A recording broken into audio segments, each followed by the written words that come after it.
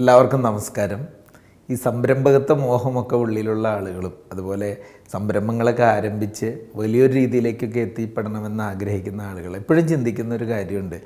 ഏറ്റവും വിജയിച്ച് നിൽക്കുന്ന മികച്ച സംരംഭകരായിട്ടുള്ള ആളുകളുണ്ടല്ലോ, അവർക്കൊക്കെ എന്താണ് പ്രത്യേക ക്വാളിറ്റീസ് ഉള്ളത്, അതൊക്കെ നമുക്കും ഒന്ന് പരിശീലിക്കാൻ സാധിച്ചാൽ നല്ലതായിരിക്കില്ലേ എന്ന്.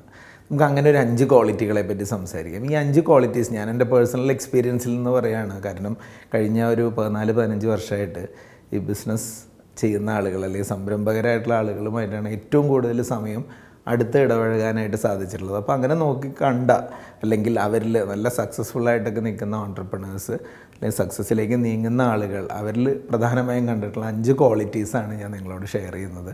ഒന്നാമത്തെ കാര്യം ഒപ്റ്റിമിസമാണ്.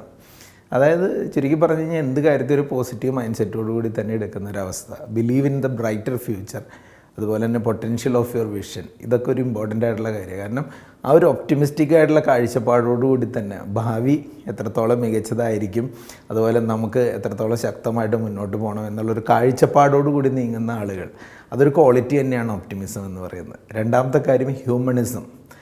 അവർ treat people with respect and എമ്പതി.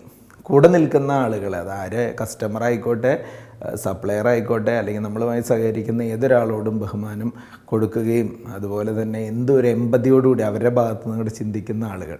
അപ്പോൾ അവർ സ്വാഭാവികമായിട്ടും നല്ല റിലേഷൻഷിപ്പ് ബിൽഡ് ചെയ്യുന്നവരും ഒരു പോസിറ്റീവ് കൾച്ചർ ഉണ്ടാക്കിയെടുക്കുന്ന ആളുകളുമായിരിക്കും. അപ്പോൾ രണ്ടാമത്തേത് ഹ്യൂമണിസമാണ്.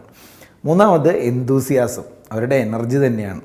കാരണം ആ സംരംഭകരായിട്ടുള്ള ആളുകൾക്ക് എപ്പോഴും വേണ്ട ഒരു കാര്യമാണ് ഒരു എക്സൈറ്റ്മെൻറ്റ് ബിസിനസ്സിലുണ്ടാവുക, ജോലിയിലുണ്ടാവുക എന്നുള്ളത്. അപ്പോൾ അവരുടെ ഒരു എനർജിയും എക്സൈറ്റ്മെൻറ്റും അത് മറ്റുള്ളവരെയും കൂടെ ഇൻസ്പയർ ചെയ്യാൻ സഹായിക്കുന്ന രൂപത്തിലുള്ള എന്തൂസിയാസം. നാലാമത്തെ കാര്യം പാഷൻ. ഏത് വിഷയത്തിലാണോ അല്ലെങ്കിൽ ഏത് മേഖലയിലാണോ ബിസിനസ് ചെയ്യുന്നത് അതിൽ വളരെ കമ്മിറ്റഡായിട്ട് ആ ലക്ഷ്യങ്ങൾക്ക് വേണ്ടിയിട്ട് പാഷനോടുകൂടി പ്രവർത്തിക്കുന്ന ആളുകൾ. അപ്പോൾ ആ പാഷനാണ് ശരിക്കും പറഞ്ഞു കഴിഞ്ഞാൽ അവരെ ഡ്രൈവ് ചെയ്യുന്നുണ്ടാവുക, അവരെ മുന്നോട്ട് നയിക്കുന്നത്. അപ്പോൾ മേഖല ഏതാണോ അതിൻ്റെ അകത്ത് ഏത് രാത്രിയിലും ഏത് പ്രതിസന്ധി ഘട്ടത്തിലും അതിനുവേണ്ടി പ്രയത്നിക്കാനും പോരാടാനുമുള്ള passion. And final one is perseverance.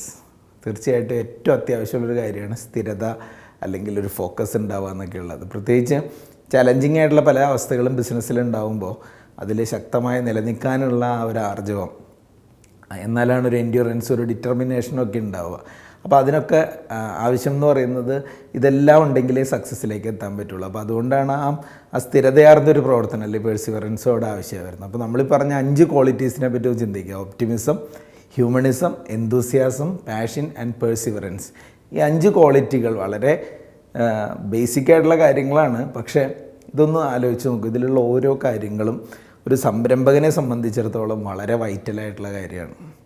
ഇത് വളരെ ഫോക്കസ്ഡ് ആയിട്ട് തന്നെ ഒന്ന് പരിശീലിച്ച് ഈ ക്വാളിറ്റികൾ നേടിയെടുക്കുകയാണെങ്കിൽ നമ്മളൊരു സക്സസ്ഫുൾ ഓൺട്രപ്രണർ എന്ന് പറയുന്ന ആ ഒരു ജേണിയിലേക്കാണ് പോകുന്നത് നമുക്ക് മനസ്സിലാക്കാൻ പറ്റും. പ്രത്യേകിച്ച് ഈ സക്സസ് എന്ന് പറയുന്നത് ഒരു സുപ്രഭാതത്തിൽ പെട്ടെന്ന് ഉണ്ടായി വരുന്നതല്ലല്ലോ. അതിന് ഡെഡിക്കേഷൻ ആവശ്യമാണ്, ഹാർഡ് വർക്ക് ആവശ്യമാണ്, willingness to learn and grow.